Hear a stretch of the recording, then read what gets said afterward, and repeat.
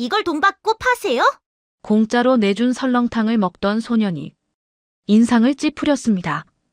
이건 설렁탕 아니에요. 주인은 순간 말을 잇지 못했어요. 바로 그때 소년은 뚝배기를 들어 싱크대에 그대로 쏟아버렸습니다.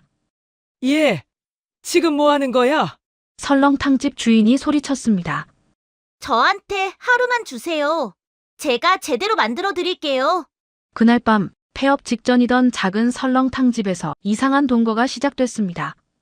그리고 며칠 뒤 소년이 찍어 올린 영상 하나가 문 닫기 직전이던 이 가게를 완전히 뒤집어 놓게 됩니다. 사연 시작 전에 구독과 좋아요 눌러주시고 지금 어디에서 보고 계신지 댓글로 남겨주세요. 폭설이 쏟아지는 밤이었습니다. 시장 골목 끝 버스 정류장 의자에 조그만 아이 하나가 혼자 웅크려 앉아 있었어요. 얇고 낡은 점퍼 하나를 걸친 채 목을 잔뜩 움츠리고 있었는데 눈이 어깨 위로 조금씩 소복이 쌓이고 있었습니다. 한 손은 무릎 위에 올려놓고 다른 손으로는 차가운 의자 모서리를 꼭 붙들고 있었어요. 버스 한 대가 정류장으로 천천히 들어왔다가 잠시 멈춘 뒤 다시 떠났습니다. 아이는 타지 않았어요. 버스 불빛이 멀어지자 골목은 다시 어두워졌고 아이는 그 자리에 그대로 있었습니다. 그 모습을 가게 안에서 말자가 보고 있었어요. 시장 골목 끝자락, 낮에는 사람들로 북적이던 좁은 길이 그날 밤만큼은 조용히 가라앉아 있었습니다. 가게마다 하나둘 셔터를 내리고 불을 끄는 중이었고 골목 전체가 서서히 눈 속으로 묻혀가고 있었어요. 그 속에서 유일하게 불빛을 켜고 있는 곳이 바로 박씨 설렁탕이었습니다. 40년이 넘도록 그 자리를 지켜온 가게였습니다. 남편 박성철이 평생을 바쳐 일군 설렁탕집이었어요. 간판 글씨는 세월에 닳아 반쯤 지워진 채 겨우 매달려 있었고 유리문 안쪽으로는 따뜻한 김이 소복이 서려 있었어요. 말자는 카운터 한켠에 서서 손으로 꾹꾹 눌러 쓴 종이 한 장을 손에 쥔 채 유리문 앞에 서 있었습니다. 종이에는 이렇게 적혀 있었어요. 오늘까지만 장사합니다. 며칠째 앞치마 주머니에 넣고 다니던 종이였죠. 남편이 세상을 떠난 뒤 말자는 혼자 가게를 이어왔습니다. 레시피 노트를 보며 따라 끓이면 되겠다 싶었어요. 그런데 그게 아니었습니다. 병을 앓고 나서 미각이 거의 사라진 말자는 맛이 제대로 나오는지조차 알 수 없었어요. 손님이 하나둘 떠나는 것을 보면서도 뭐가 문제인지 알 도리가 없었습니다. 오늘은 붙여야겠다고 생각하며 테이프까지 손에 들었지만 막상 유리문 앞에 서자 손이 그 자리에서 멈춰버렸어요. 붙이고 나면 남편의 마지막 흔적이 사라지는 것 같아서였습니다. 말자는 한참을 그렇게 서 있다가 결국 종이를 다시 접어 주머니 속에 밀어넣으며 고개를 들었습니다. 그때 눈에 들어온 것이 버스 정류장 의자에 앉아 있는 아이였어요. 말자는 잠시 그 아이를 바라봤습니다. 얼마나 저기 앉아 있었는지 알 수 없었어요. 어깨에 쌓인 눈을 보니 꽤 됐을 것 같았습니다. 저 얇은 옷으로 이 추위를 버티고 있다니 보는 것만으로도 몸이 오그라드는 것 같았어요. 말자는 앞치마에 손을 닦으며 가게 문을 열고 밖으로 나섰습니다. 얘, 거기서 누구 기다리니? 아이가 고개를 들었습니다. 12살쯤 되어 보이는 남자아이였어요. 볼은 빨갛게 얼어 있었고 입술도 제 빛깔을 잃어 있었습니다. 눈이 시리도록 맑았지만 어딘가 지쳐있는 눈빛이었어요. 아니요. 짧은 대답이었습니다. 그럼 뭐 하고 있어? 이 추운데. 아이는 대답 없이 다시 고개를 내렸습니다. 말자는 잠깐 망설이다가 문을 더 크게 열며 말했어요. 추운데 일단 들어와. 버스야, 또 오잖아. 아이가 망설이며 일어나지 않자 말자는 다시 말했습니다. 들어와서 기다리며 몸이라도 녹여. 날이 많이 춥다. 그 말에 아이는 마지못해 천천히 일어났습니다. 들어와도 되냐는 듯 말자 얼굴을 한번 올려다봤다가 말없이 가게 안으로 들어왔어요. 들어와서도 입구 쪽에 가만히 서서 가게 안을 조심스럽게 둘러봤습니다. 오래된 나무 테이블, 닳고 다른 의자, 벽에 빼곡하게 붙은 메뉴판, 그리고 한쪽 벽에 걸린 낡은 사진 한 장. 환하게 웃고 있는 중년 남자의 사진이었어요. 아이는 그 사진을 잠깐 바라보다가 시선을 내렸습니다. 말자가 물었어요. 밥은 먹었니? 아이는 잠깐 멈칫하더니 시선을 피하며 짧게 말했습니다. 괜찮아요. 괜찮다는 말이 먹었다는 뜻이 아니라는 걸 말자는 알았습니다. 수십 년 가게를 하다 보면 배고픈 사람이 하는 말투가 어떤 건지 몸으로 알게 되는 법이었죠. 말자는 아무 말 없이 주방으로 들어가 냄비 뚜껑을 들어 올렸습니다. 오늘 마지막으로 끓여놓은 설렁탕이 아직 남아 있었어요. 뚝배기에 국물을 정성껏 떠담고 소면 한 움큼을 풀고 팔을 조금 얹었습니다. 뜨거운 뚝배기를 나무 쟁반에 받쳐 아이 앞에 조용히 내려놓으며 말했어요. 앉아서 편하게 먹어. 저 돈 없는데요. 아이는 잠시 뚝배기를 내려다봤습니다. 뜨거운 김이 얼굴로 올라오는 게 느껴지는지 눈을 살짝 내리깔았어요. 그러다 조용히 자리에 앉으며 숟가락을 들었습니다. 국물을 한 모금 천천히 떠서 입에 가져갔어요. 그리고 멈췄습니다. 숟가락을 내려놓지도 다시 들지도 않은 채로 아이는 잠시 굳어 있었어요. 말자가 그 모습을 바라보다가 물었습니다. 왜 그러니? 아이가 고개를 들었습니다. 잠시 망설이는 것 같았지만 이내 인상을 살짝 찌푸리며 또렷하게 말했어요. 할머니, 이거 설렁탕이 아니에요. 뭐라고? 말자는 놀라 아이를 바라봤습니다. 아이는 숟가락으로 국물을 한 번 더 천천히 떠서 맛을 확인하듯 입에 가져갔다가 고개를 천천히 저었어요. 이거 다 버리세요. 말자가 눈을 크게 떴습니다. 뭐? 준호는 다시 국물을 한 번 떠서 천천히 냄새를 맡았습니다. 그리고 조용히 고개를 저었습니다. 다음 순간 준호는 자리에서 일어나 뚝배기를 들고 싱크대로 걸어갔습니다. 그리고 망설임 없이 국물을 모두 쏟아버렸습니다. 얘, 뭐 하는 거야? 공짜 밥을 얻어먹던 아이의 거침없는 행동에 말자는 그 자리에서 굳어버렸어요. 얼굴이 화끈거렸습니다. 당황한 건지, 부끄러운 건지, 서러운 건지 스스로도 알 수 없었어요. 손도 발도 그대로 멈췄습니다.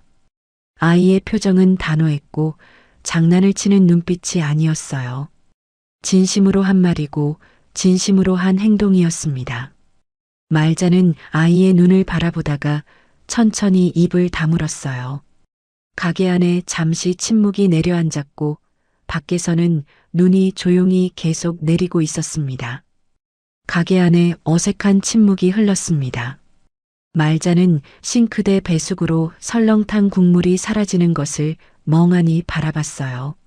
수십 년을 설렁탕 하나로 버텨온 사람에게 얻어먹던 아이가 서슴없이 그릇을 들고 가 쏟아버린 것이었습니다.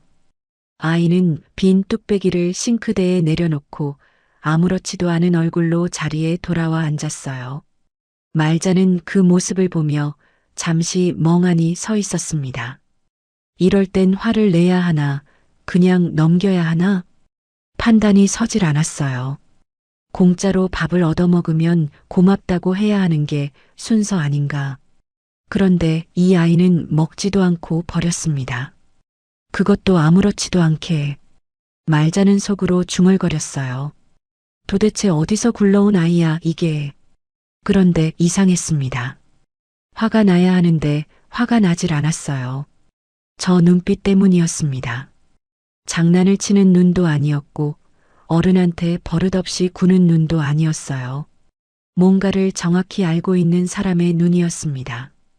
12살짜리 아이 눈이라고는 믿기 어려운 눈이었어요. 말자는 40년 넘게 장사를 하며 온갖 사람을 다 봐왔지만 저런 눈을 가진 아이는 처음이었습니다. 보통 아이가 아니구나. 말자는 속으로 그렇게 생각하며 천천히 입술을 다물었어요. 말자는 뭐라고 말을 해야 할지 몰라 그냥 카운터를 손으로 짚은 채 멍하니 서 있었습니다. 그때였습니다. 쾅! 유리문이 거칠게 열리며 덩치 큰 남자 둘이 가게 안으로 들이닥쳤습니다. 차가운 바람이 확 밀려 들어오면서 가게 안 온기가 순식간에 흩어졌어요. 남자들은 눈에 잔뜩 젖은 신발로 말자가 닦아놓은 바닥을 쿵쿵 밟으며 아무렇지도 않게 들어왔습니다. 앞에 선 남자가 가게 안을 한 바퀴 휙 둘러보더니 비웃음을 흘렸어요. 아직 안 망했네. 이놈의 가게. 말자는 그 자리에 굳어버렸습니다. 남자는 품 안에서 두툼한 장부를 꺼내더니 탁자 위에 쾅 내던졌어요. 돈은 준비했어? 이번 달 거. 말자는 입을 열었지만 목소리가 나오지 않았습니다. 남자가 눈을 가늘게 뜨며 한 걸음 더 다가왔어요. 이 할망구가. 사람이 점잖게 말하니까 말귀를 못 알아듣네. 말자는 떨리는 손을 앞치마에 문지르며 겨우 입을 열었습니다. 조금만 더 시간을 주시면. 남자가 코웃음을 치며 말했어요. 시간? 몇 달째 같은 소리야. 우리니까 이만큼 봐준 거라고. 누구는 땅 파서 먹고 사는 줄 알아? 어쩔 거야, 진짜. 남자는 가게 안을 천천히 돌아다니기 시작했습니다. 오래된 의자를 발로 툭툭 걷어차며 주방 쪽으로 걸어가더니 설렁탕 솥 뚜껑을 덜컥 열어젖혔어요. 텅 빈 솥 안을 들여다보며 피식 웃었습니다. 이거 팔아서 빚을 갚겠다고? 솥도 텅텅 비었네. 그러더니 카운터 쪽으로 성큼 걸어가 계산대 서랍을 거침없이 열어젖혔습니다. 서랍 안에는 구겨진 지폐 몇 장과 동전 몇 개가 전부였어요. 남자가 그걸 손가락으로 툭툭 건드리며 말했습니다. 장사도 안 되면서 돈은 어디다 숨겨놨어? 여기 있는 거 다 합쳐봤자 껌값도 안 되겠네. 말자가 황급히 다가서며 서랍을 막으려 했지만 남자가 손으로 가볍게 밀어냈어요. 말자는 카운터 모서리에 부딪히며 뒷걸음질 쳤습니다. 그때 조용한 목소리가 들려왔어요. 남의 가게 서랍을 왜 열어요? 남자가 천천히 고개를 돌렸습니다. 아이가 자리에 앉은 채 팔짱을 끼고 남자를 똑바로 올려다보고 있었어요. 뭐야, 이 개벽다기 같은 애는. 너 뭐야, 여기서 뭐하고 있어? 아이는 눈 하나 깜빡하지 않았습니다. 돈 받으러 왔으면 돈 얘기만 하세요. 왜 욕부터 하고 남의 물건을 건드려요? 남자의 얼굴이 굳어졌습니다. 12살짜리 아이한테 그런 말을 들을 거라고는 생각지 못했던 것 같았어요.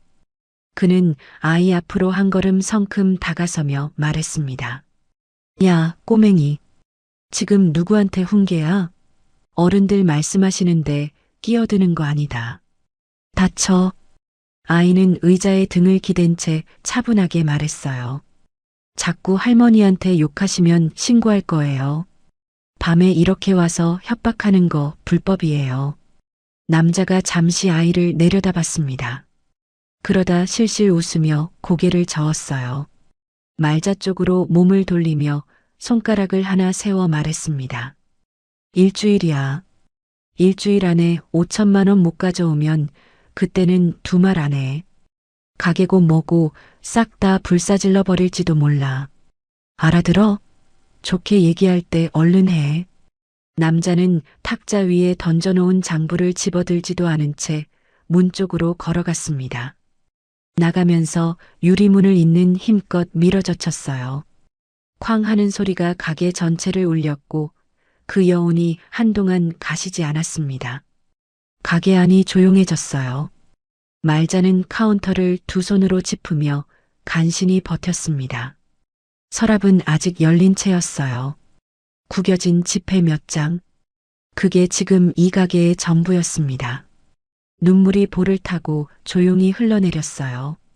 잠시 후 아이가 자리에서 일어났습니다. 열린 서랍을 조용히 닫아주더니 말자 앞에 서서 말했어요. 할머니, 저 아까 설렁탕 말이에요. 말자가 눈물을 훔치며 아이를 바라봤습니다. 저랑 같이 다시 끓여봐요. 제대로. 말자는 아무 말도 하지 못했어요. 오늘 처음 만난 아이였습니다. 갈 곳도 없어 보이고 먹을 것도 없어 보이는 아이가 지금 설렁탕을 다시 끓이자고 말하고 있었어요. 그래야 손님도 오고 돈도 벌 수 있잖아요. 빚도 갚아야 하고. 가게 문을 닫을 시간이 가까워졌습니다. 말자는 설거지를 하다가 구석 테이블에 앉아 있는 아이를 다시 바라봤습니다. 예. 아이가 고개를 들었습니다. 이름이 뭐니? 잠깐 망설이던 아이가 대답했습니다. 준호요. 이준호. 말자는 고개를 끄덕였습니다. 집은 어디야? 이 시간까지 밖에 있으면 부모님이 걱정하시겠다. 준호는 잠시 말이 없었습니다. 그러다 조용히 말했습니다. 저 갈 데 없어요. 말자는 손에 들고 있던 행주를 내려놓았습니다. 부모님은? 준호가 짧게 대답했습니다. 안 계세요. 가게 안이 잠시 조용해졌습니다. 말자는 한숨을 내쉬며 물었습니다. 그럼 오늘 어디서 자려고 했어? 준호는 창밖을 한번 바라봤습니다. 버스 정류장이요. 말자는 아이 얼굴을 한참 바라봤습니다. 그리고 퉁명스럽게 말했습니다. 가게 뒤에 작은 방 하나 있어. 준호가 눈을 들었습니다. 창고 같은 데지만 따뜻하긴 해.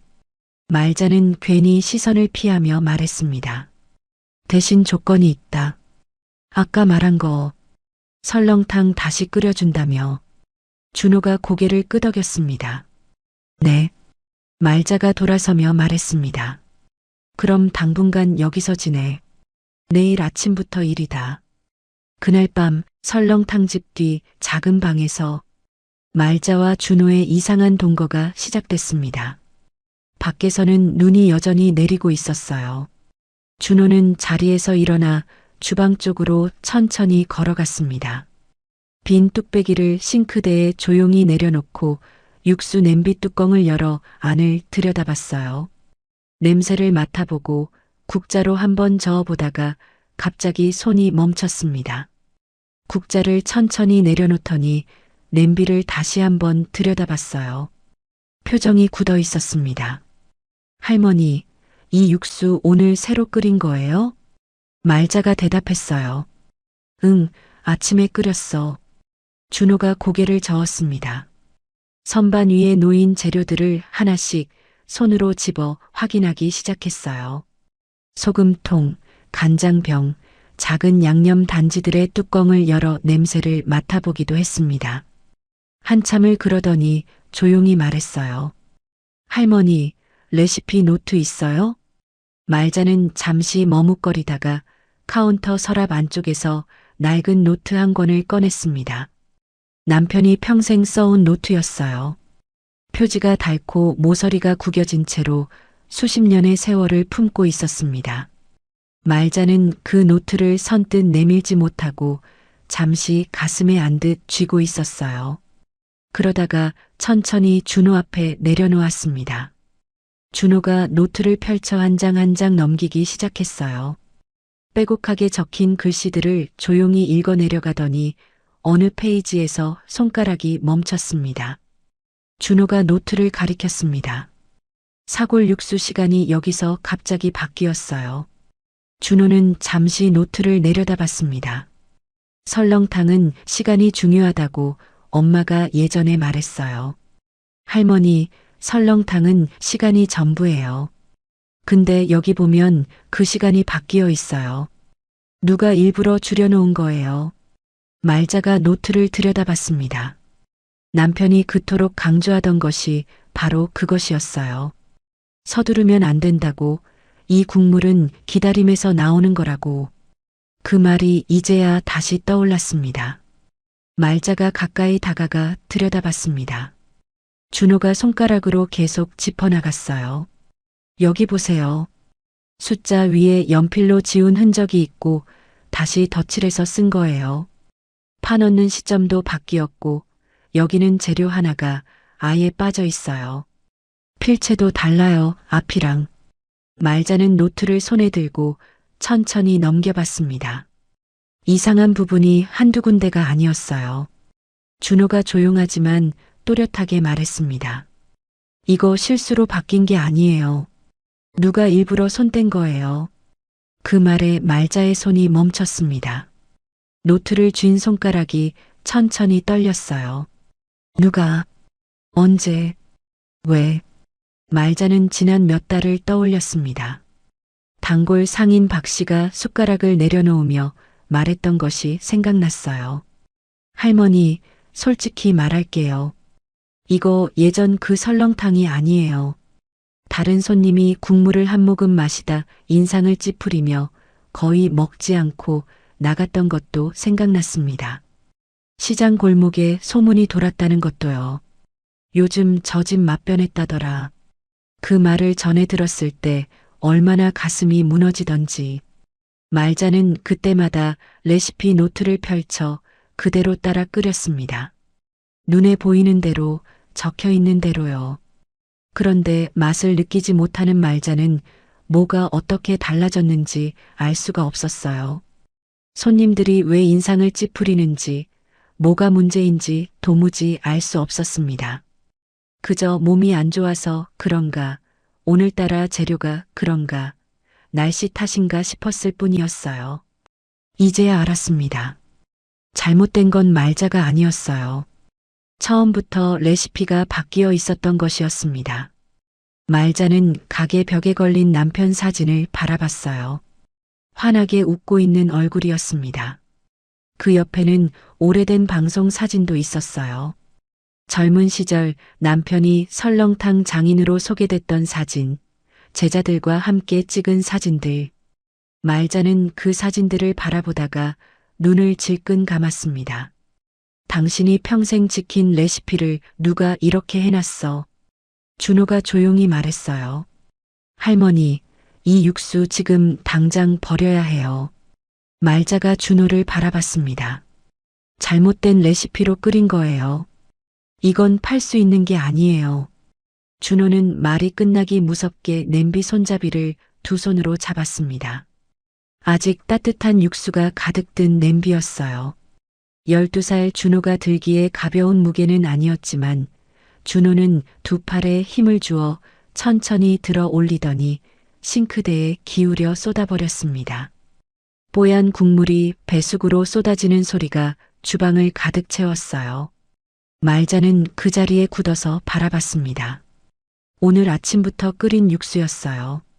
그 육수가 눈앞에서 사라지는 것을 보며 말자는 이상하게도 눈물이 나지 않았어요.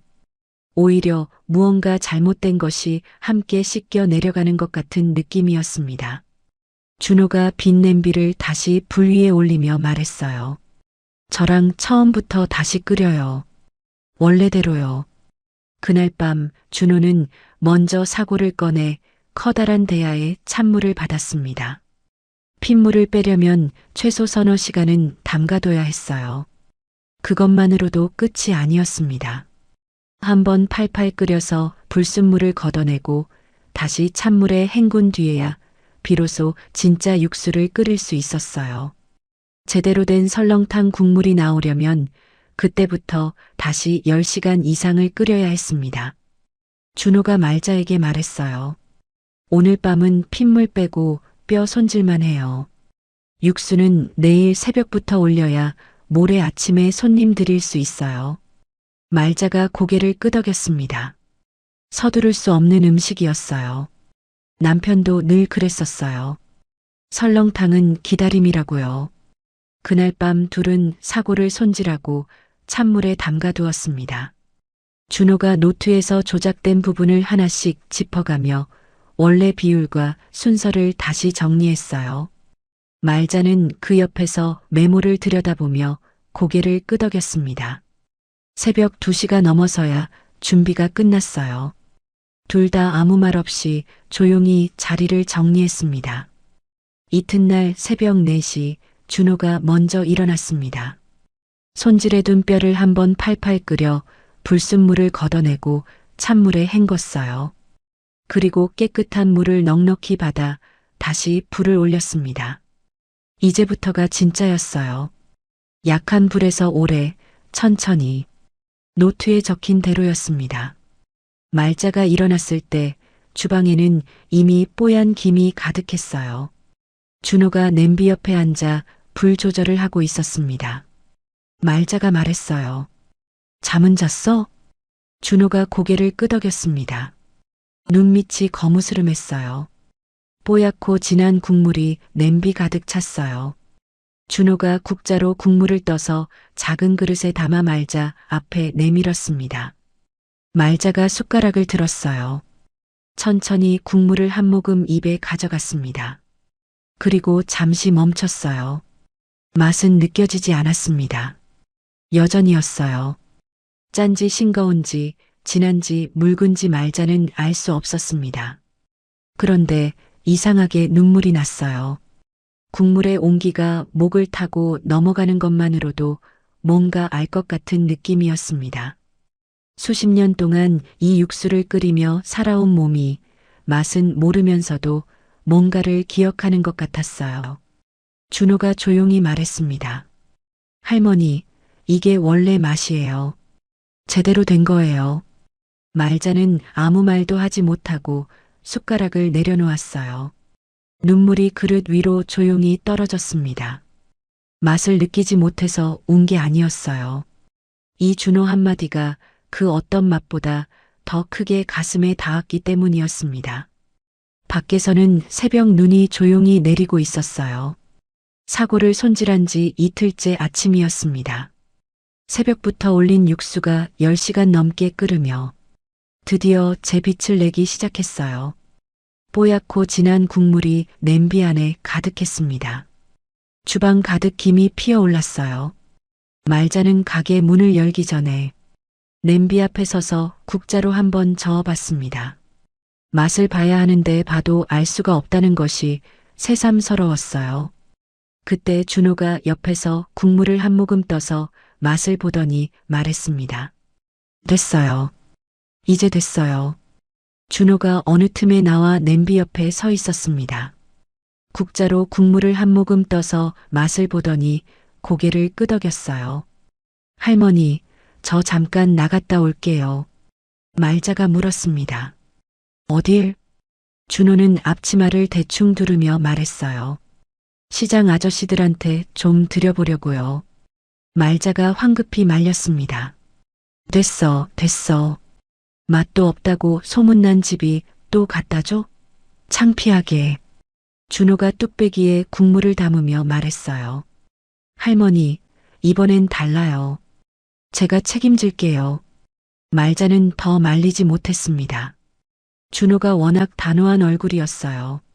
준호는 뜨거운 뚝배기 2개를 쟁반에 받쳐들고 가게 문을 나섰습니다. 시장 골목은 아침부터 분주했어요. 채소 가게, 생선 가게, 반찬 가게들이 하나씩 문을 열며 하루를 시작하고 있었습니다. 준호는 골목 어귀에서 오랫동안 설렁탕집 단골이었던 채소 가게 상인 앞에 섰어요. 아저씨, 이거 한 번만 드셔봐요. 상인이 손사래를 쳤습니다. 됐어, 됐어. 요즘 저 집 맛 변했다고 다들 그러던데 뭘. 괜히 먹었다가 또 실망하기 싫어. 준호가 쟁반을 내밀며 말했어요. 저번 거랑 달라요. 딱 한 숟가락만요. 상인이 준호 얼굴을 보다가 마지못해 숟가락을 들었습니다. 어차피 꼬마가 들고 온 거라 큰 기대도 없다는 표정이었어요. 국물을 한 모금 떠서 입에 가져갔습니다. 그리고 멈췄어요. 상인이 숟가락을 내려놓지 않은 채 잠시 굳어 있었어요. 그러더니 아무 말도 없이 다시 한 모금 더 마셨습니다. 천천히 음미하듯이요. 그리고는 옆에 있던 생선 가게 상인 팔을 세게 잡아당겼어요. 야, 이거 마셔봐. 빨리. 뭔데 갑자기. 그냥 마셔봐. 생선 가게 상인이 영문도 모르고 숟가락을 들었다가 한 모금 마시고는 그 자리에서 굳었습니다. 첫 번째 상인이 준호를 내려다보며 말했어요. 이거 박 선생 국물인데. 이 맛이 어디서 나온 거야? 준호가 조용히 말했습니다. 원래 레시피대로 한 거예요. 상인이 뚝배기를 다 비우더니 앞치마에 손을 닦으며 골목 쪽으로 나섰습니다. 그러더니 양손을 입에 모아 큰 목소리로 외쳤어요. 와, 박씨 설렁탕 맛 돌아왔다. 골목 안쪽이 술렁였습니다. 이쪽 저쪽에서 고개가 나왔어요. 뭐, 진짜? 상인들이 하나둘 앞치마를 두르고 걸어오기 시작했습니다. 잠시 후 가게 앞에 시장 상인들이 몰려들었어요. 말자가 당황한 얼굴로 나왔다가 그 모습을 보고 그 자리에 멈춰 섰습니다. 어머, 이 사람들이 왜 이래? 할머니, 나도 한 그릇 줘. 오랜만에 제대로 먹고 싶어. 가게 안에 사람들이 들어찼습니다. 말자는 정신없이 뚝배기를 꺼내 국물을 담기 시작했어요. 손이 바빠지기 시작했습니다. 준호는 주방과 홀을 오가며 말자 옆에서 바지런히 움직였어요. 한 상인이 국물을 천천히 마시다가 숟가락을 내려놓으며 말했습니다. 할머니, 이게 그 맛이야. 박 선생 살아있을 때 그 맛이라고. 말자는 아무 말도 하지 못했어요. 고개를 돌려 손으로 눈가를 훔치며 주방으로 들어갔습니다.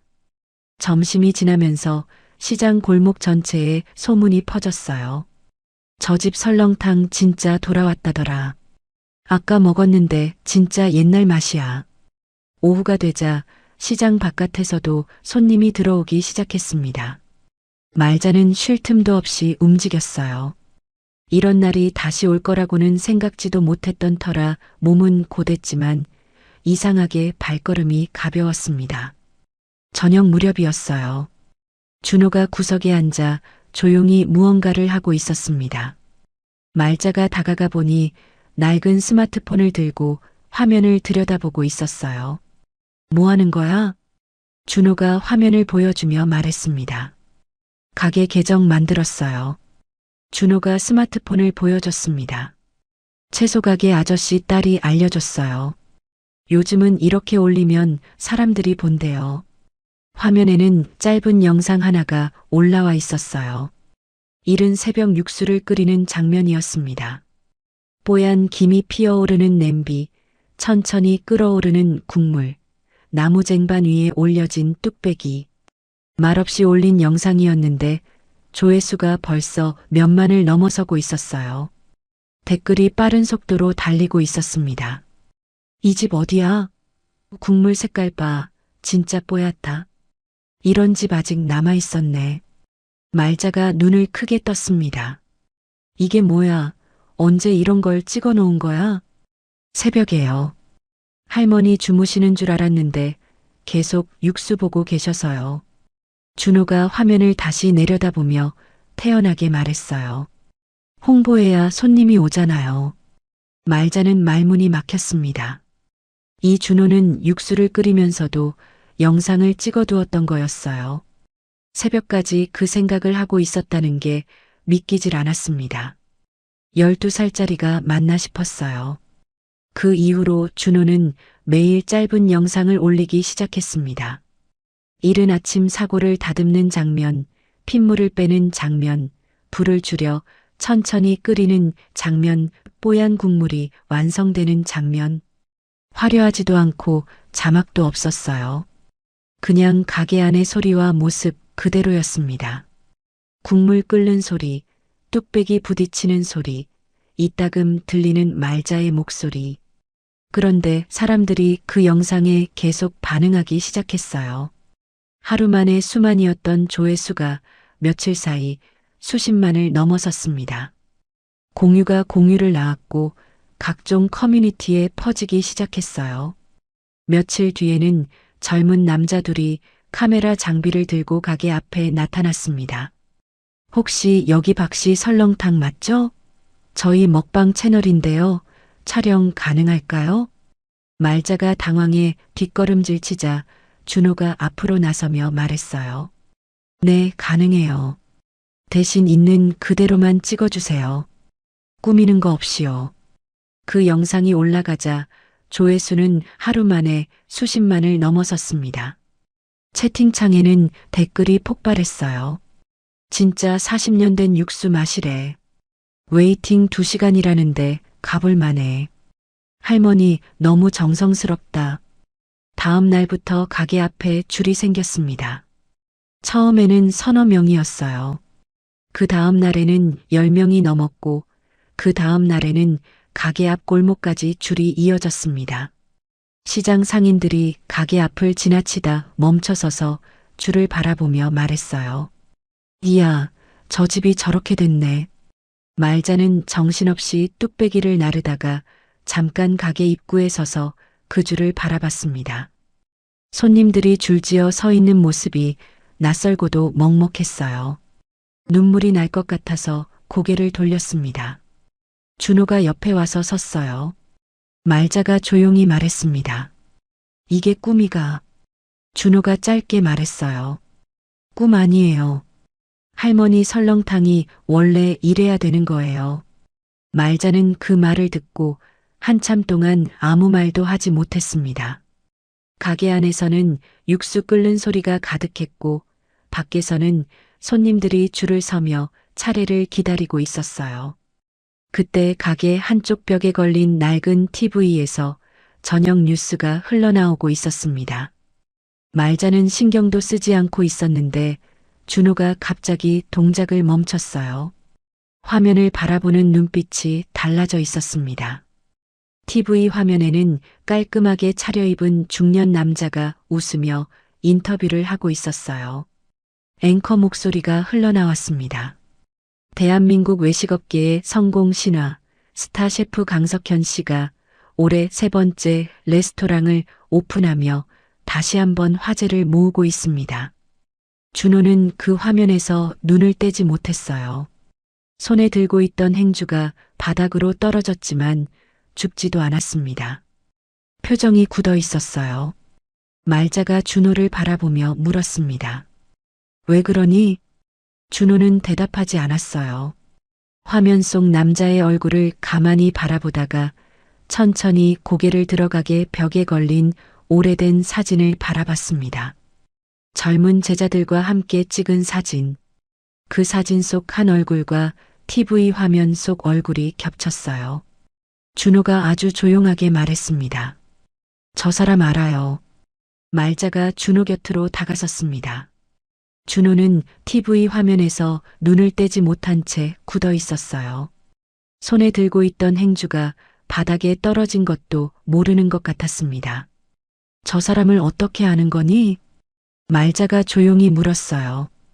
준호는 대답하지 않았습니다. 천천히 고개를 들어가게 벽에 걸린 오래된 사진을 바라봤어요. 젊은 제자들과 함께 찍은 사진.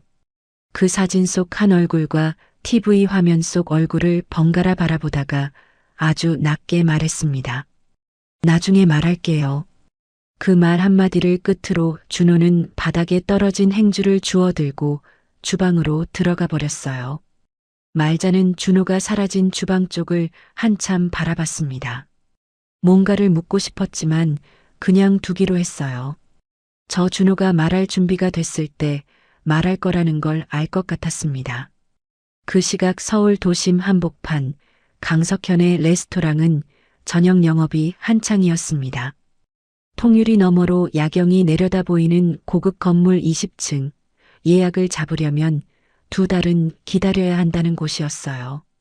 테이블마다 하얀 린넨이 깔려 있었고 직원들은 소리 없이 움직였습니다. 메뉴판에는 가격 대신 코스 번호만 적혀 있었어요. 주방 안쪽 개인 집무실에서 강석현이 서류를 들여다보고 있었습니다. 그때 직원 하나가 조심스럽게 들어오더니 작은 테이크아웃 봉지를 내려놓았어요. 셰프님, 요즘 SNS에서 난리난 집입니다. 시장 골목 작은 설렁탕 집인데 웨이팅이 2시간이 넘는다고 해서요. 강석현은 서류에서 눈을 떼지 않으며 말했습니다. 그래서 한번 드셔보시라고요. 요즘 온라인에서 계속 올라오는 영상인데 느낌이 심상치 않아서요. 강석현이 서류를 내려놓고 봉지를 열었습니다. 뚝배기를 꺼내 뚜껑을 열자 뽀얀 김이 피어올랐어요. 국자로 한번 저어보다가 숟가락으로 국물을 조금 떴습니다. 입에 가져가서 천천히 마셨어요. 그리고 멈췄습니다. 표정이 굳었어요. 숟가락을 천천히 내려놓으며 뚝배기를 다시 들여다봤습니다. 뭔가를 확인하듯 다시 한 모금 더 마셨어요. 그러더니 조용히 물었습니다. 이 집 어디라고 했어? 삼포시장 골목이요. 박씨 설렁탕이라고 꽤 오래된 집입니다. 강석현의 눈이 가늘어졌습니다. 잠시 뚝배기를 바라보다가 혼잣말처럼 중얼거렸어요. 그 가게가 아직 남아 있었나? 직원은 그 말이 무슨 뜻인지 몰라 그냥 서 있었습니다. 강석현이 고개를 들며 말했어요. 그 가게 계속 지켜봐. 움직임 있으면 바로 보고해. 네. 아, 네. 직원이 나가고 나서 강석현은 한동안 뚝배기를 바라봤습니다. 그의 눈빛이 달라져 있었어요. 레스토랑 창밖으로 서울 야경이 환하게 펼쳐져 있었지만 그의 시선은 어딘가 먼 곳을 향해 있었습니다. 오래전 일이었습니다. 강석현은 원래 아무것도 없는 사람이었어요. 지방 소도시 출신의 고등학교도 제대로 마치지 못했고 서울에 올라와서는 고시원 한 칸에서 끼니를 굶어가며 버티던 청년이었습니다. 요리를 좋아했지만 배울 곳도 돈도 없었어요. 그러던 어느 날 시장 골목을 지나다가 설렁탕 집 앞에서 쓰러졌습니다. 사흘을 굶은 상태였어요. 그를 발견한 사람이 박성철이었습니다. 이봐, 괜찮아? 들어와서 밥이나 먹고 가. 박성철은 아무것도 묻지 않았어요. 설렁탕 한 그릇을 내주고 밥을 더 얹어주고 깍두기를 옆에 놓아줬습니다. 강석현은 그날 처음으로 배불리 먹었어요. 그 인연으로 강석현은 박씨 설렁탕에 머물게 됐습니다. 처음에는 그릇을 닦고 재료를 손질하는 일부터 시작했어요. 박성철은 먹여주고 재워주며 하나씩 가르쳐줬습니다. 육수 끓이는 법, 불 조절하는 법, 뼈에서 진국을 뽑아내는 법. 수십 년을 다듬어온 기술을 아무 데가 없이 전수해줬어요. 말자는 강석현에게 반찬을 챙겨주고 옷이 떨어지면 새 옷을 사다 줬습니다. 두 사람은 그를 아들처럼 대해줬어요. 하지만 강석현은 처음부터 다른 생각을 품고 있었습니다. 레시피를 배우면서 동시에 빼돌리기 시작했어요. 노트에 적어두고 비율을 외우고 핵심 기술을 하나씩 머릿속에 새겼습니다. 그러면서도 박성철 앞에서는 항상 살갑게 굴었어요. 스승님 덕분입니다. 이 가게가 제 인생을 바꿨어요. 그런 말을 입에 달고 살았습니다. 박성철은 그 말을 들을 때마다 흐뭇하게 웃었어요. 레시피를 충분히 익혔다고 판단했을 때 강석현은 본격적으로 움직이기 시작했습니다. 처음에는 작은 것부터였어요. 냉장고 온도를 살짝 올려놓아 재료가 빨리 상하게 했습니다. 육수 끓이는 시간을 레시피 노트에서 조금씩 바꿔 적어 놓았어요. 티가 나지 않게 아주 조금씩이었습니다. 가짜 계정을 여러 개 만들어 SNS에 사진을 올리기도 했어요. 곰팡이가 핀 재료 사진, 이상한 냄새가 난다는 댓글, 국물이 탁하다는 후기들이었습니다. 식약청에 익명으로 위생신고를 넣기도 했어요. 점검이 나오면 가게는 며칠씩 문을 닫아야 했습니다. 박성철은 왜 이런 일이 생기는지 알 수 없었어요. 재료는 늘 신선하게 관리하는데 이상하게 상하는 날이 생겼고 SNS에는 자신도 모르는 이상한 글이 올라왔습니다. 손님들이 줄기 시작했고 가게는 서서히 기울기 시작했어요. 강석현은 그 모습을 보며 때를 기다렸습니다. 그런데 그 낌새를 알아차린 사람이 있었어요. 당시 주방에서 일하던 젊은 여자였습니다. 재료가 이상하게 상하는 패턴, SNS 계정의 흔적, 신고 시기가 강석현의 동선과 맞아떨어진다는 것을 하나씩 연결해 나갔어요. 그 여자가 강석현에게 따졌습니다. 당신이 한 거잖아요. 젊은 여자가 주방 문 앞에서 강석현을 막아섰습니다. 재료 상하는 것도 신고도 SNS 글도 전부 당신이잖아요. 강석현이 잠시 그녀를 바라봤습니다. 그리고 웃었습니다. 증거 있어요? 그 다음 날 업계에는 이상한 소문이 퍼지기 시작했습니다. 그 여자가 돈 받고 가게 망쳤대. 그 소문은 하루 만에 진실처럼 굳어졌습니다. 박성철은 그 사실을 뒤늦게 알게 됐습니다. 자신이 아들처럼 키운 제자가 뒤에서 한 짓이었어요.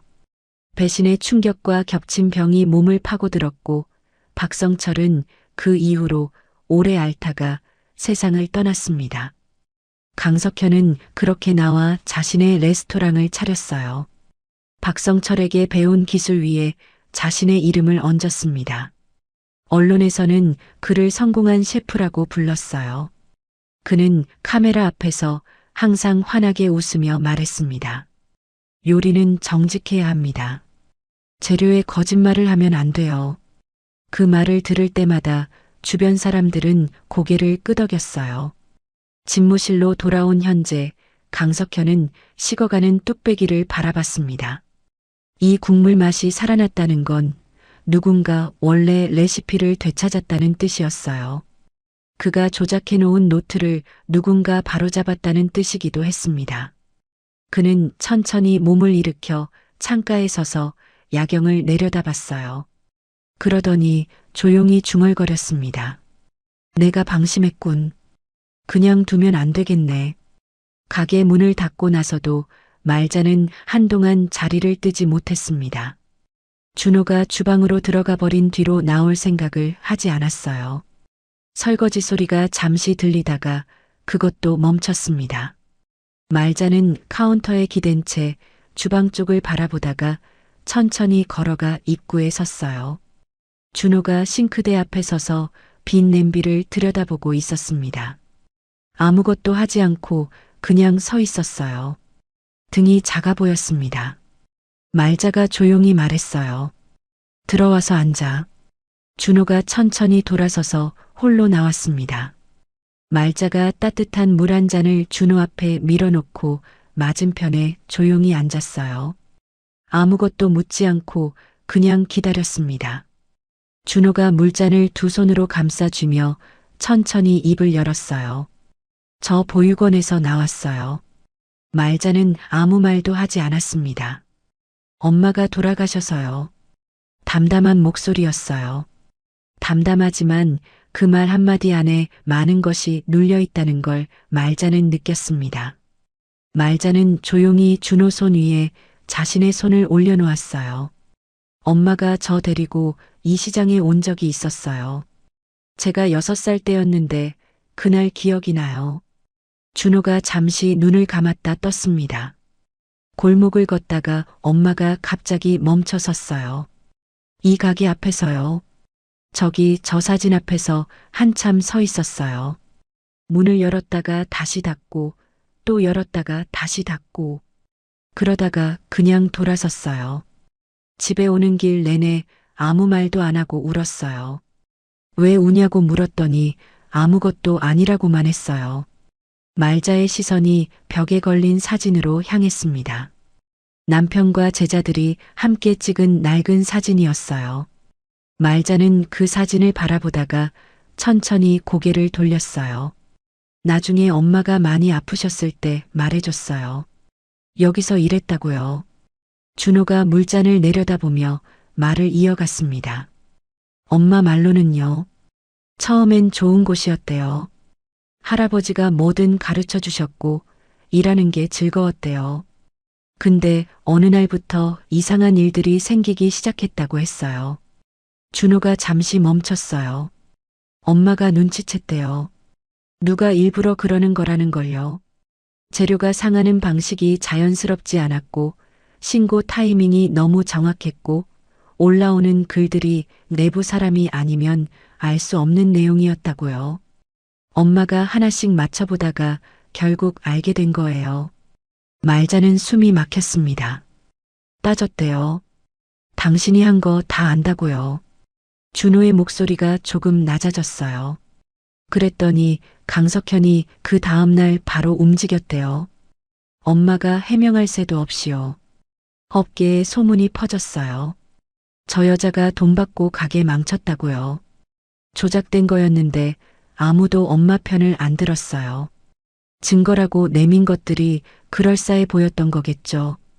준호가 잠시 입술을 꼭 다물었다가 다시 말했어요. 엄마가 해명하러 찾아가면 문전박대를 당했대요. 전화하면 끊어버리고 아는 사람들한테 연락하면 이미 소문 들었다고 피했대요. 혼자였던 거예요. 말자는 눈물이 고이는 것을 느꼈습니다. 입이 열리지 않았어요. 엄마는 그 얘기를 저한테 하면서 딱 한 가지만 말했어요. 준호가 말자를 바라봤어요. 내가 거기서 일한 게 부끄럽지 않다고요. 할아버지 설렁탕은 진짜였다고요. 그게 억울하다고요. 말자의 눈에서 눈물이 흘러내렸습니다. 그 말이 가슴 어딘가를 깊이 건드렸어요. 남편의 가게에서 일하다가 누명을 쓰고 쫓겨난 여자가 마지막까지 그 가게 설렁탕이 진짜였다는 말을 붙들고 살았다는 것이었습니다. 말자가 떨리는 목소리로 말했어요. 그 준호가 그 애였구나. 준호가 고개를 들었습니다. 그때 주방에서 일하던 아가씨가 있었어. 조용하고 성실하고 내가 기억해. 그런 애가 그런 짓을 했다는 게 이상하다 싶었는데 내가 그때 더 나섰어야 했는데 말자가 손으로 눈가를 훔치며 말했습니다. 내가 몰랐어. 진짜 몰랐다. 준호가 조용히 말했어요. 할머니 잘못 아니에요. 둘이 한동안 아무 말도 하지 않고 앉아 있었습니다. 가게 안에 조용한 시간이 흘렀어요. 말자가 준호 손을 꽉 잡은 채로요.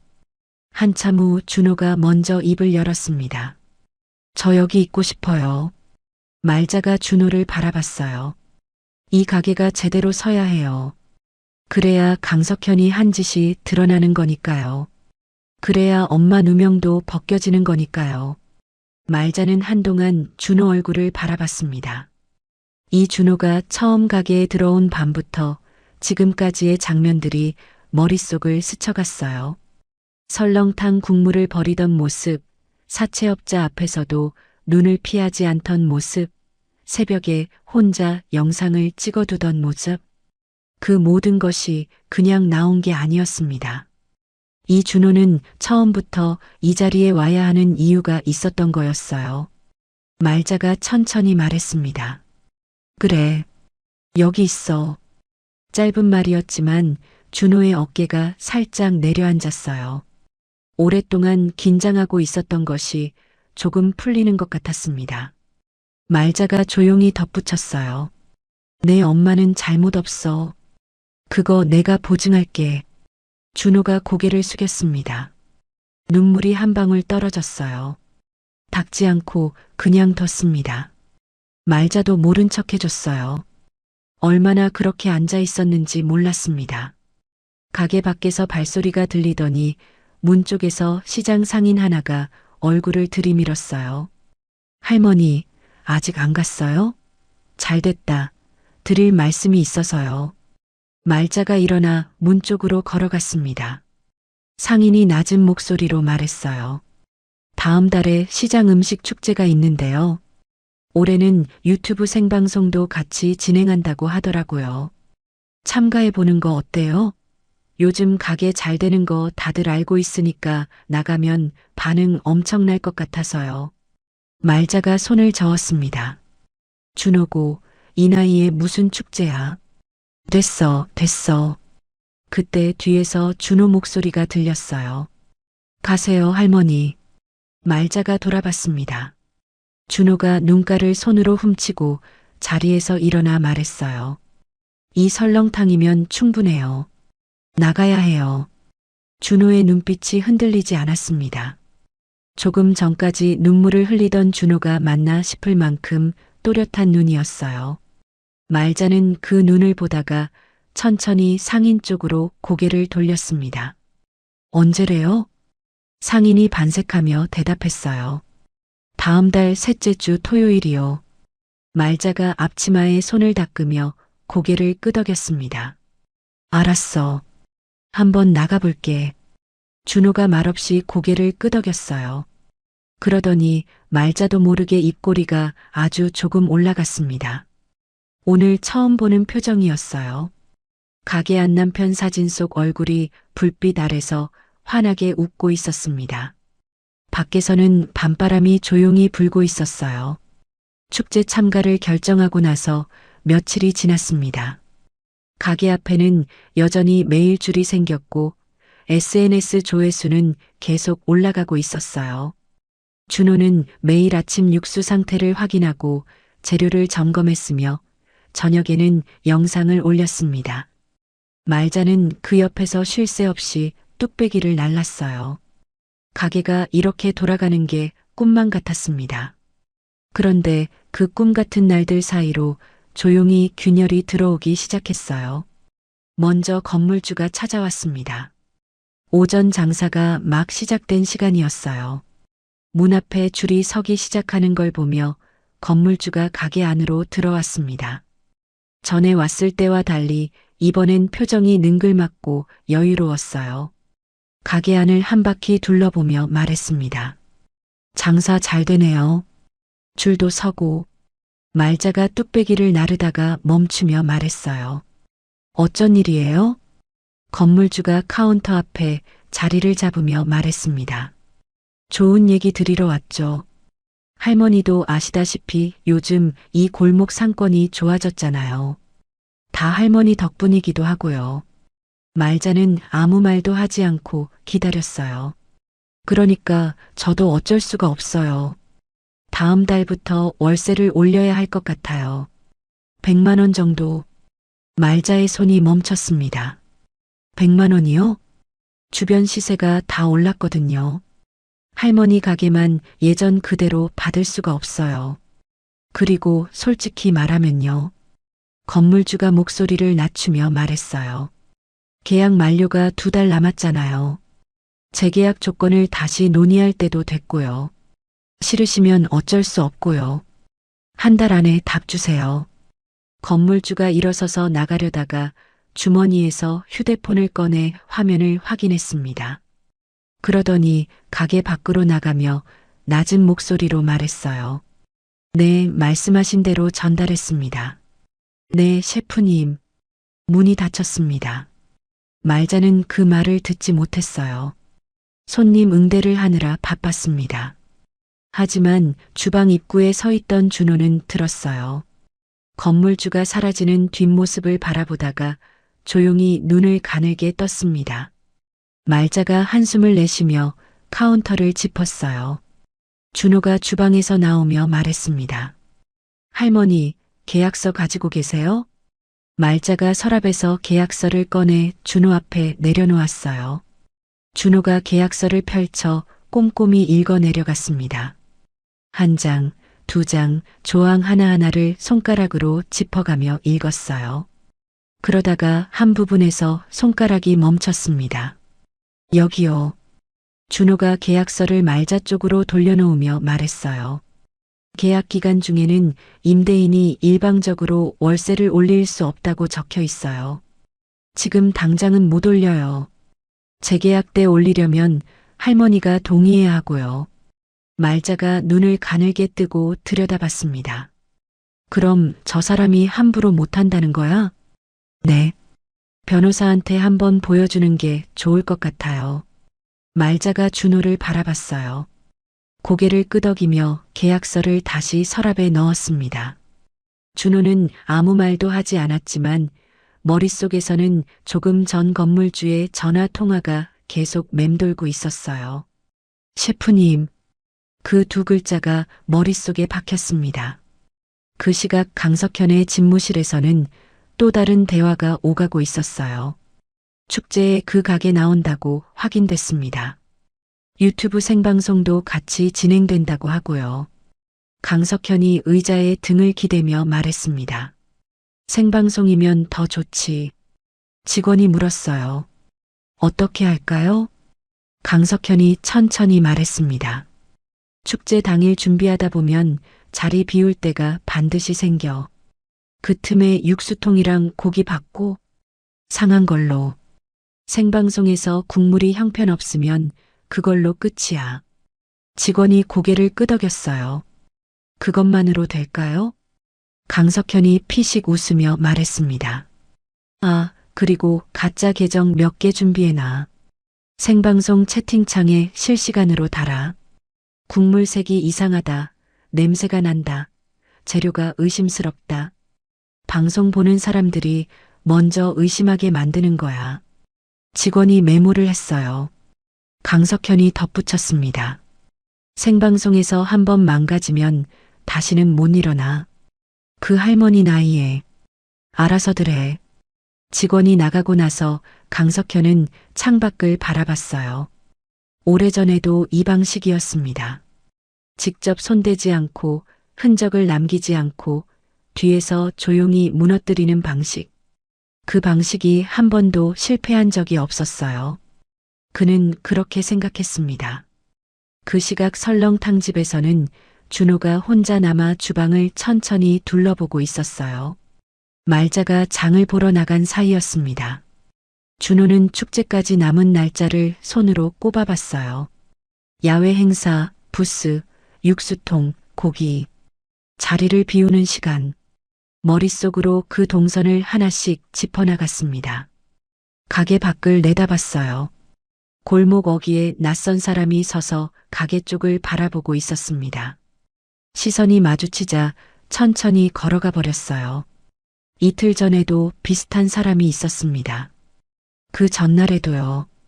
준호는 조용히 돌아서서 메모장을 꺼냈어요. 축제 당일 동선, 육수통 위치, 자리를 비울 가능성이 있는 시간대. 하나씩 적어 내려가다가 잠시 생각하더니 항목을 하나 더 추가했습니다. 진짜 육수 보관 위치, 따로. 그리고 낡은 스마트폰을 들어 카메라 각도를 확인했어요. 부스 구조상 어디에 놓아야 사각지대 없이 찍히는지를 눈으로 가늠하는 것 같았습니다. 건물주 전화 통화 내용이 다시 머릿속을 스쳤어요. 셰프님. 준호는 메모장을 덮으며 혼잣말처럼 중얼거렸습니다. 이번엔 내가 먼저 볼 거예요. 가게 밖에서는 바람이 불고 있었어요. 축제까지 열흘이 남아 있었습니다. 축제 당일 아침이었습니다. 시장 음식 축제는 매년 이 골목 바깥 광장에서 열리는 행사였어요. 올해는 규모가 예년보다 훨씬 컸습니다. 지역 방송국 카메라도 나왔고 유튜브 생방송 팀이 일찌감치 장비를 설치하고 있었어요. 광장 중앙에는 무대가 세워졌고 양옆으로 참가 가게들의 부스가 늘어서 있었습니다. 행사장 입구 현수막에는 참가 가게 이름들이 적혀 있었어요. 그 중에 박씨 설렁탕이 또렷하게 보였습니다. 말자는 새벽 4시에 일어나 육수를 확인했어요. 전날 밤부터 끓여놓은 국물이 냄비 가득 차 있었습니다. 준호가 국자로 한 모금 떠서 맛을 보더니 고개를 끄덕였어요. 됐어요. 둘이서 육수통과 재료를 챙겨 행사장으로 나섰습니다. 그런데 준호는 짐을 챙기면서 아무도 모르게 하나를 더 준비했어요. 작은 가방 안에 진짜 육수를 담은 보온통과 고기를 따로 포장해 넣었습니다. 부스에 내놓는 육수통과는 별개로 아무도 눈치채지 못하게 따로 챙긴 것이었어요.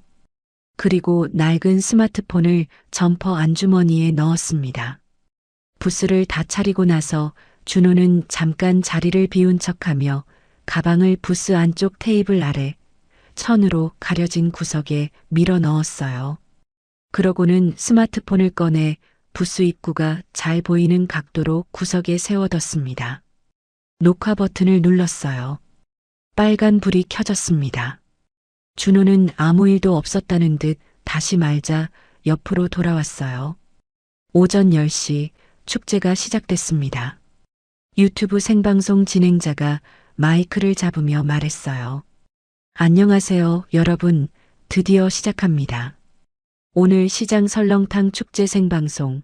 여기서 가장 맛있는 설렁탕을 찾겠습니다.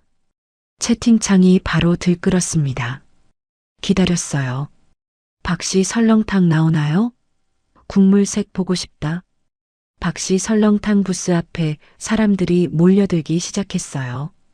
줄이 금세 길어졌습니다. 말자는 정신없이 뚝배기를 나르며 국물을 담았어요. 준호는 옆에서 고기를 썰고 팔을 얹으며 빠르게 움직였습니다. 그때 행사장 귀빈석에 강석현이 나타났어요. 깔끔하게 차려입은 모습으로 관계자들과 악수를 나누며 웃고 있었습니다. 진행자가 마이크를 들었어요. 스타 셰프 강석현 씨께서 오늘 심사위원으로 참석해 주셨습니다. 채팅창에 환호 댓글이 달렸습니다.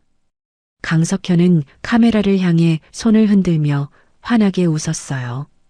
그 눈이 잠깐 박씨 설렁탕 부스 쪽으로 향했다가 다시 카메라로 돌아왔습니다. 입꼬리는 웃고 있었지만 눈빛은 달랐어요. 그는 옆에 선 직원에게 낮게 말했습니다. 지금 움직여. 오후 1시가 됐어요. 행사 진행팀에서 참가 업체 대표들을 무대 쪽으로 불렀습니다. 단체 인사 시간이었어요. 말자가 준호에게 말했어요. 잠깐 나갔다 올게. 금방이야. 네, 다녀오세요. 말자가 부스를 나서 무대 쪽으로 걸어갔습니다. 준호는 혼자 남아 뚝배기를 정리하는 척하며 부스 입구 쪽을 눈으로 살폈어요. 잠시 후 조끼를 입은 남자 둘이 부스 쪽으로 다가오는 것이 보였습니다. 행사 스태프처럼 보였지만 준호는 이미 알고 있었어요. 며칠 전부터 골목을 기웃거리던 사람들이었습니다. 준호는 뒤돌아서 재료를 정리하기 시작했어요. 일부러 등을 보인 채로요. 남자들이 부스 안으로 들어왔습니다. 주변을 한번 살폈어요. 준호는 눈치채지 못한 척 계속 재료를 손질했습니다. 남자 하나가 육수통 쪽으로 다가가다가 잠깐 멈췄어요. 혹시 모른다는 듯 준호 쪽을 한번 돌아봤습니다. 준호는 등을 보인 채 아무렇지도 않게 팔을 다듬고 있었어요. 남자가 다시 움직였습니다. 육수통 뚜껑을 열고 들고 온 통과 재빠르게 바꿔치기 했어요. 다른 남자가 고기 쪽도 슬쩍 건드렸습니다. 두 사람이 아무 일도 없었다는 듯 부스를 나갔어요. 발소리가 멀어졌습니다. 준호가 그제야 천천히 돌아섰어요. 테이블 위 육수통을 바라봤습니다. 조용히 그 통을 옆으로 밀어냈어요. 그리고 테이블 아래 천으로 가려진 구석에서 보온통을 꺼냈습니다. 뚜껑을 열자 뽀얀 김이 피어올랐어요. 구석에 세워둔 스마트폰을 집어들었습니다. 화면으로 방금 찍힌 장면을 확인했어요. 남자 둘이 육수통을 바꾸는 장면이 또렷하게 담겨 있었습니다. 준호가 조용히 입을 다물었어요. 다 찍혔습니다. 말자가 돌아왔을 때 준호는 아무 일도 없었다는 듯 뚝배기를 준비하고 있었어요. 말자는 눈치채지 못했습니다. 오후 2시 심사가 시작됐어요. 강석현이 심사위원 자격으로 각 부스를 돌았습니다. 카메라가 따라다니며 생방송으로 잡았어요. 채팅창이 들썩였습니다. 드디어 심사 시작. 박씨 설렁탕 나온다. 강석현이 박씨 설렁탕 부스 앞에 멈췄어요. 카메라가 가까이 잡았습니다. 그는 여유롭게 웃으며 뚝배기를 받아들었어요. 국물을 한 숟가락 천천히 떴습니다. 입에 가져갔어요. 그리고 멈췄습니다. 표정이 굳었어요. 분명 바꿔치기를 해놨는데 국물이 멀쩡했습니다. 뽀얗고 진하고 깊은 맛이었어요. 속으로 뭔가 잘못됐다는 것을 직감하는 것 같았지만 내색하지 않으려는 것 같았습니다. 입꼬리를 올리며 뚝배기를 내려놓으려는 순간이었어요. 준호가 앞으로 한 걸음 나섰습니다. 강석현을 조용히 바라보며 말했어요. 이번에도 그 방법 쓰실 줄 몰랐어요. 행 사장이 조용해졌습니다. 강석현이 눈을 가늘게 뜨며 말했습니다. 뭐라고? 준호가 한 걸음 더 앞으로 나왔습니다. 이번에도 뒤에서 망하게 만들려고 하신 거잖아요. 행 사장이 순간 조용해졌습니다. 생방송 카메라가 준호 쪽으로 향했어요. 채팅창이 멈추는 것 같았습니다. 저 준호 누구야? 방금 뭐라고 했어? 강석현의 눈이 가늘어졌어요. 12살짜리 준호를 내려다보며 말했습니다. 뭐라고? 잠시 멈추다가 낮게 물었어요. 너 누구야? 준호가 강석현을 똑바로 바라봤습니다. 한 박자 쉬었다가 말했어요. 기억 못 하시겠죠? 채팅창이 다시 폭발하기 시작했어요. 기억 못 한다고? 저 준호 강석현이랑 아는 사이야? 무슨 사연이야? 준호가 말을 이었습니다. 박씨 설렁탕에서 일하다가 쫓겨난 사람 기억하세요? 강석현이 굳어졌어요. 그 사람이 우리 엄마예요. 행 사장이 완전히 조용해졌습니다. 말자가 뚝배기를 든 채 그 자리에 굳었어요. 진행자도 마이크를 든 채 말을 잇지 못했습니다. 채팅창이 쏟아졌어요. 세상에, 엄마가 쫓겨났다고? 무슨 일이야 이게? 강석현이 억지로 웃음을 만들며 말했습니다. 뭔 소리야 꼬마가. 나 저런 사람 모르는데. 준호가 고개를 끄덕였어요. 그럼 보여드릴게요. 스마트폰을 꺼내 화면을 켰습니다. 아까 찍힌 영상이었어요. 남자 둘이 부스 안으로 들어와 육수통을 바꿔치기하는 장면이 또렷하게 담겨 있었습니다. 진행자가 얼떨결에 그 화면을 생방송 카메라에 가져다 댔어요. 채팅창이 폭발했습니다. 실화냐? 저게 뭐야? 바꿔치기? 심사위원이 저러는 거야? 강석현이 웃음을 유지하며 말했어요. 그게 우리 직원이라는 증거가 어딨어. 준호가 고개를 끄덕이며 말했습니다. 그럼 저분들한테 직접 물어보시면 되겠네요. 준호가 손을 들어 행 사장 한쪽을 가리켰습니다. 경비 2명이 남자 둘을 붙잡고 서 있었어요.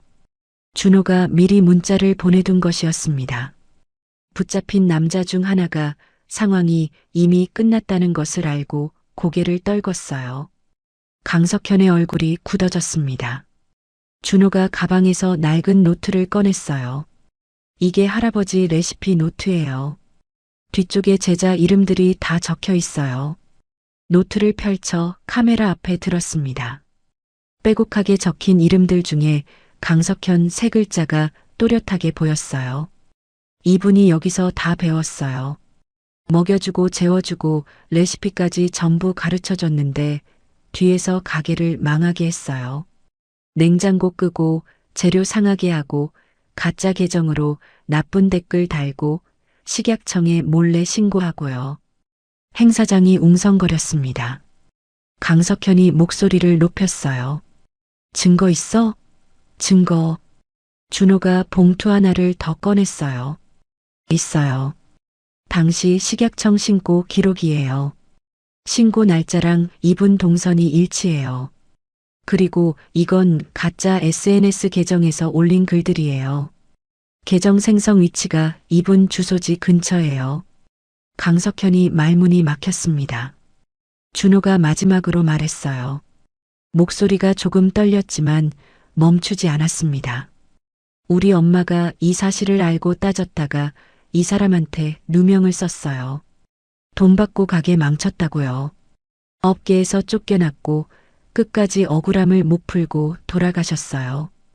행 사장이 완전히 조용해졌습니다. 그 침묵을 깬 것은 시장 상인들이었어요. 하나둘 앞으로 나서기 시작했습니다. 우리 다 봤어.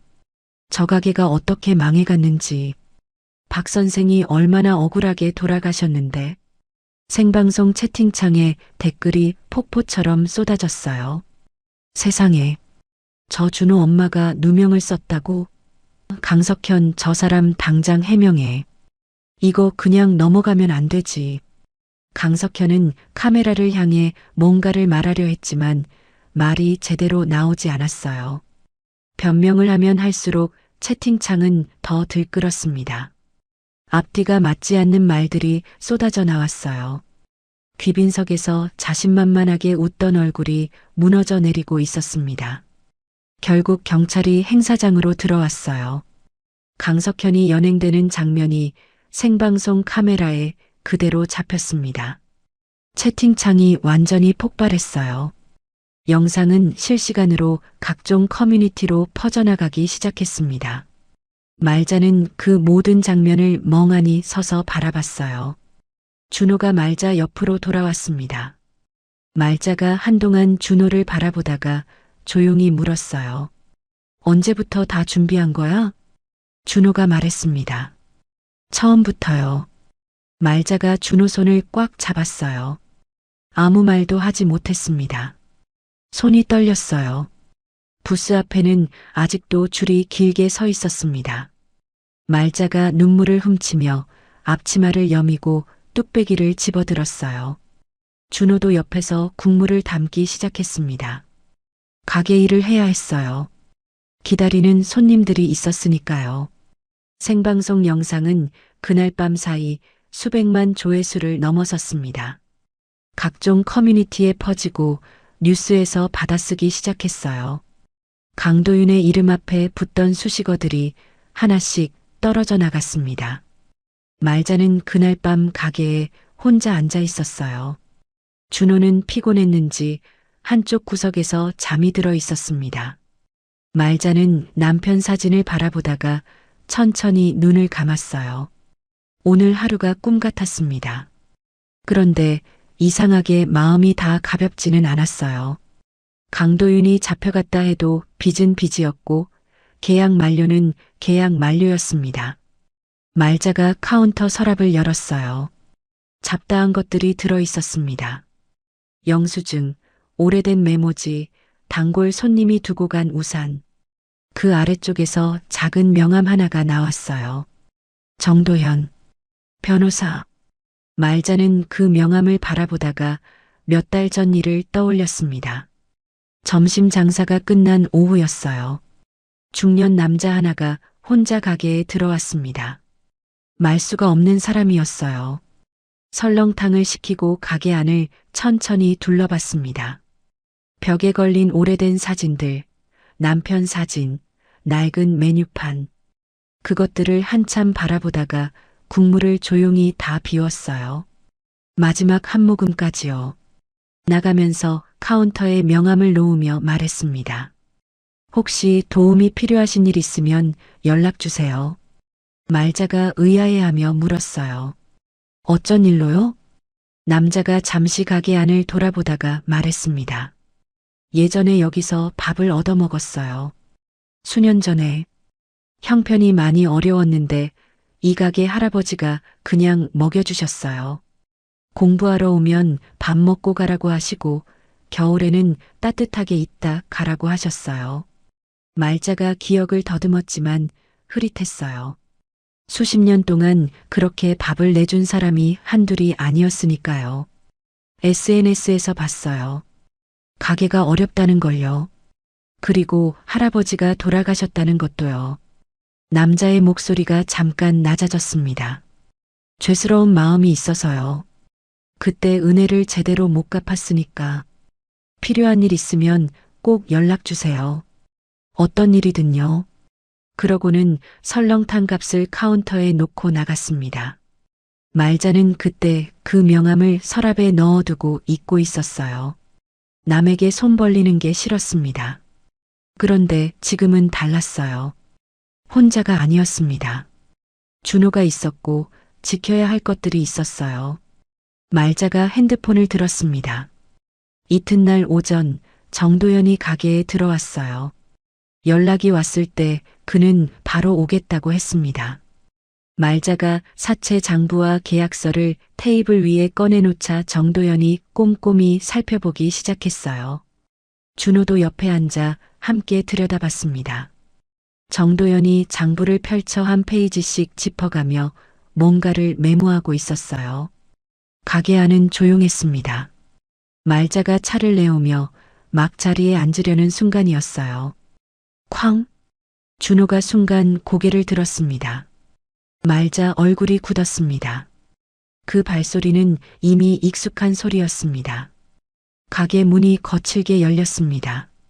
사채업자 2명이 들이닥쳤어요. 예전과 똑같이 예고도 없이였습니다. 앞에 선 남자가 가게 안을 훑어보다가 테이블에 앉아 있는 정도연을 발견했어요. 잠깐 멈칫했지만 개의치 않는다는 듯 말자 쪽으로 걸어오며 말했습니다. 생방송에서 난리쳤더라. 근데 그게 빚이랑 무슨 상관이야. 돈은 돈이잖아. 이번 달 건 내놔.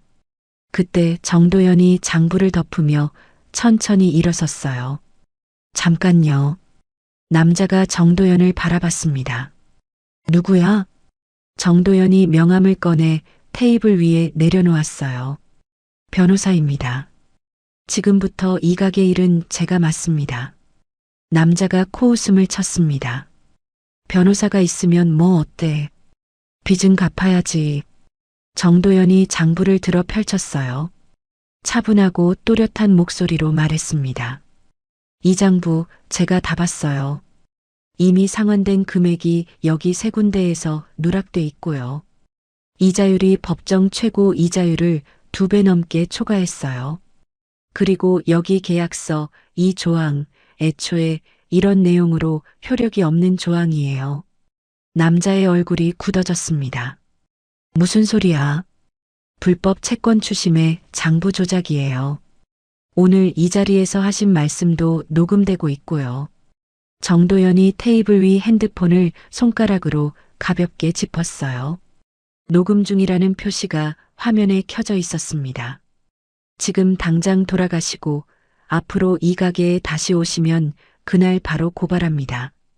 이미 관련 서류는 다 정리해뒀어요. 남자가 입을 열었다가 다물었습니다. 옆에 서 있던 다른 남자와 눈빛을 교환했어요. 정도연은 그 자리에 서서 2 사람을 조용히 바라봤습니다. 물러설 기색이 전혀 없었어요. 앞에 선 남자가 장부를 집어들며 낮게 말했습니다. 두고 보자고. 정도연이 담담하게 말했어요. 기다리고 있을게요. 남자들이 문을 열고 나갔습니다. 이번에는 문을 세게 닫지도 못했어요. 남자는 아무 말도 하지 않았습니다. 잠시 이를 악물더니 문을 밀어 열고 그대로 나가버렸습니다. 가게 안이 조용해졌어요. 말자가 그 자리에 서서 멍하니 문을 바라봤습니다. 준호가 옆에서 조용히 숨을 내쉬었어요. 정도연이 다시 자리에 앉으며 말했습니다. 걱정 마세요. 실제 남은 빚은 지금 가게 수입으로 충분히 감당할 수 있는 금액이에요. 제대로 다시 계산하면요. 나머지는 제가 법적으로 처리할게요. 말자가 눈물이 고인 채로 말했어요. 이제야 풀리는 거네. 그때 정도연의 핸드폰이 울렸습니다. 화면을 확인하더니 잠깐 양해를 구하고 자리에서 일어섰어요. 가게 한쪽으로 걸어가며 전화를 받았습니다. 네. 아, 건물주분이세요. 말자와 준호가 서로 바라봤어요. 정도연이 낮고 차분한 목소리로 말했습니다. 계약서 조작건은 이미 확인됐고요. 강도윤 씨 사건이랑 연관성으로 지금 조사받고 계신 거 알고 계시죠? 계약은 원래대로 유지됩니다. 법적으로 처리할 거예요. 잠시 상대방 목소리가 들렸다가 끊겼어요. 정도연이 전화를 끊고 돌아오며 말했습니다. 건물주도 해결됩니다. 가게 걱정 안 하셔도 돼요. 말자가 한동안 정도연을 바라봤어요. 그러다가 조용히 말했습니다. 당신이 뿌린 씨앗이 이렇게 돌아왔네요. 여보. 마지막 말은 벽에 걸린 남편 사진을 향한 것이었어요. 정도연이 가방을 들며 일어섰습니다. 가게를 나가기 전 벽에 걸린 남편 사진을 한번 바라봤어요. 아무 말 없이 가볍게 고개를 숙였습니다. 그러고는 문을 열고 나갔어요. 그로부터 2달이 지나는 동안 일들이 하나씩 정리됐습니다. 사채업자는 불법 채권 추심과 장부 조작 혐의로 검찰에 넘겨졌어요. 부당하게 뜯어간 이자 일부도 돌려받게 됐습니다. 건물주는 강도윤과의 공모 사실이 드러나며 조사를 받게 됐고 가게 계약은 원래대로 유지됐어요. 강도윤의 레스토랑들은 하나씩 폐업 공고가 붙기 시작했습니다. 그리고 준호 엄마의 이야기도 세상에 알려졌어요. 생방송 영상이 퍼지면서 당시 업계에서 쫓겨났던 일이 재조명됐습니다. 누명이었다는 사실이 공식적으로 확인됐어요.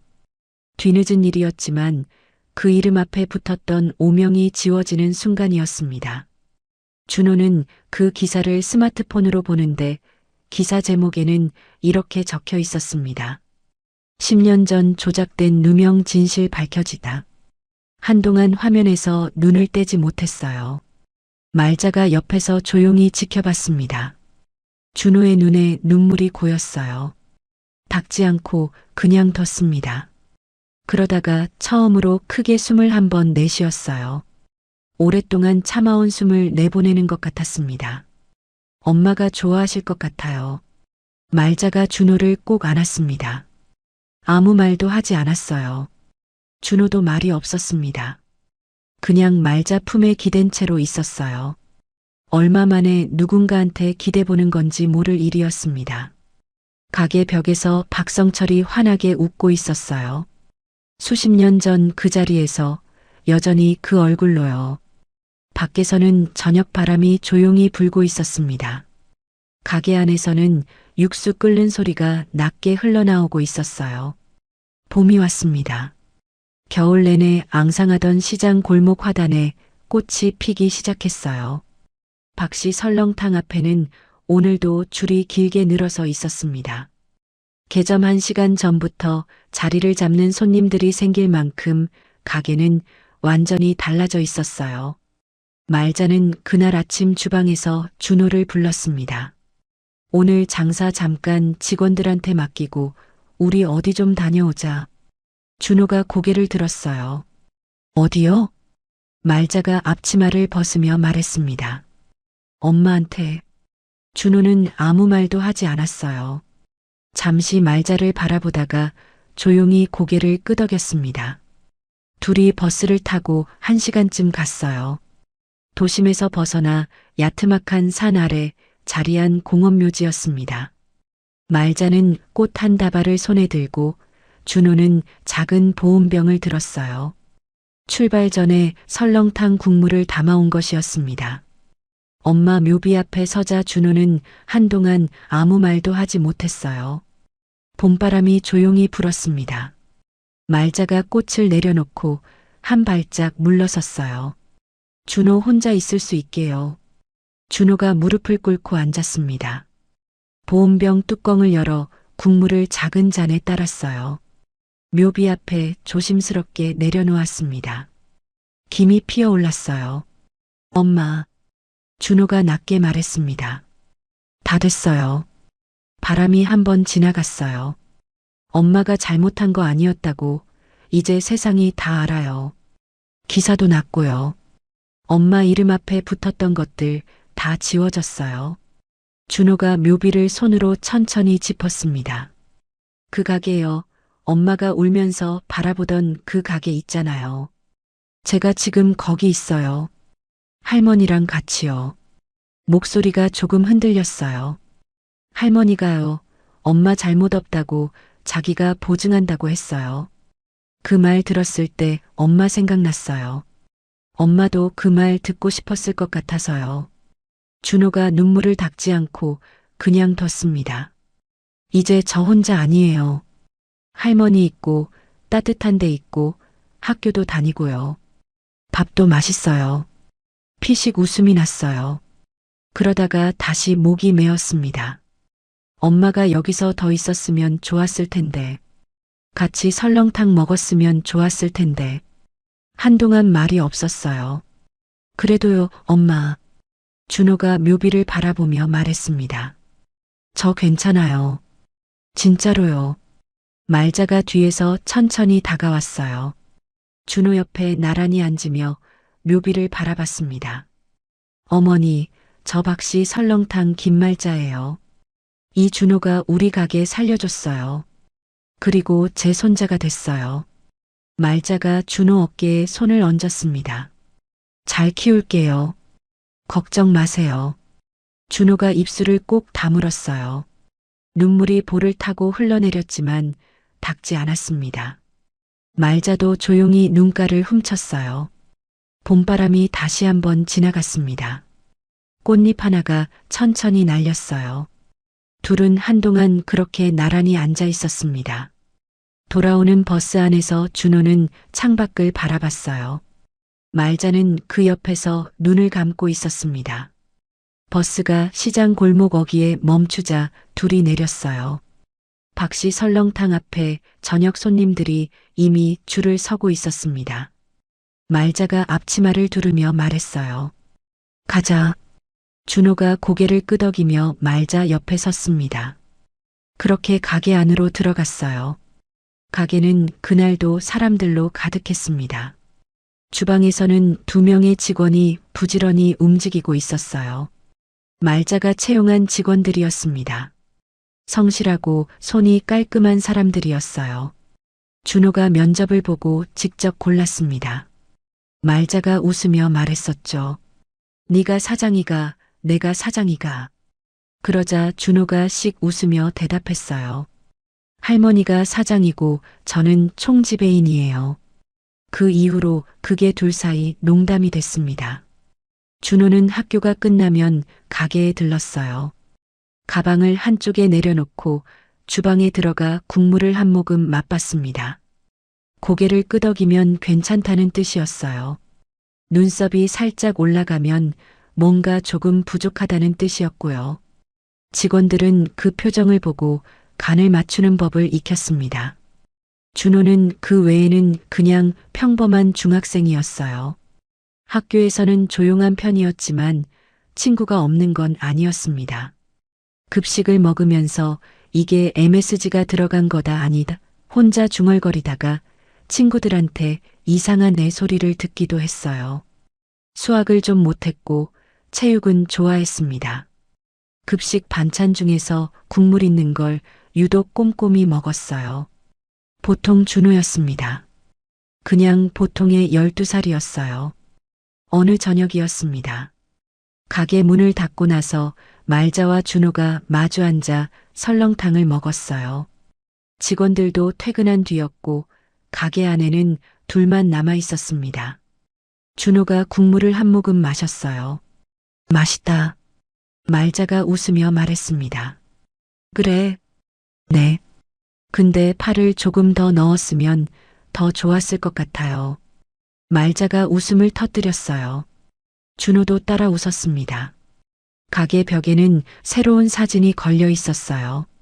말자와 준호가 나란히 찍은 사진이었습니다. 말자가 준호 어깨에 손을 얹고 환하게 웃고 있었어요. 준호는 카메라를 똑바로 바라보며 살짝 웃고 있었습니다. 그 옆에는 여전히 남편 사진이 걸려 있었어요. 환하게 웃고 있는 얼굴이었습니다. 어려운 손님이 오면 말자는 그냥 내줬어요. 남편이 그랬던 것처럼요. 배고파 보이는 사람이 오면 먼저 뚝배기를 내밀었습니다. 가게가 잘 되기 시작하면서 말자는 그걸 더 자연스럽게 할 수 있게 됐어요. 준호는 그 모습을 볼 때마다 아무 말도 하지 않았습니다. 그냥 옆에서 팔을 얹고 국물을 담으며 같이 움직였어요. 그것으로 충분했습니다. 가게 밖에서는 오늘도 손님들이 줄을 서고 있었어요. 골목에는 저녁 불빛이 켜졌습니다. 박씨 설렁탕 간판이 그 불빛 아래 환하게 빛나고 있었어요. 글씨가 예전보다 선명해졌습니다. 준호가 며칠 전에 새로 써붙인 것이었어요. 주방에서 육수 끓는 소리가 가게 안을 가득 채웠습니다.